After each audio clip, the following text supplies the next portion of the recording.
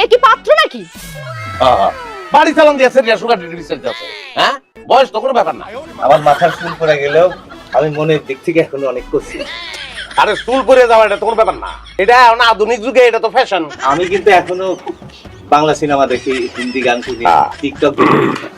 তোমার লাগে বিয়ে হলে আমরা দুজন মিলে রিলও বানাবো। তোরে রিলস আমি বানানো শিখাইতাছি, খারাপ।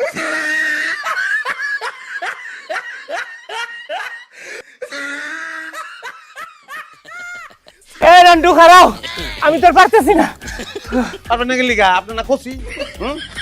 আপনার রিল বানাবেন, আপনার টিকটক করবেন, বিয়া করতে চান তো দৌড়াইতে না পারলে বিয়া করবেন কেমনে? এমন বাড়িতে লয়ে আইছো, এই বয়সে আমাদের দৌড়ানি খেতে হয়। এই মেয়ে বাদ দেন, অন্য ভালো মেয়ে আমি দেখতাছি।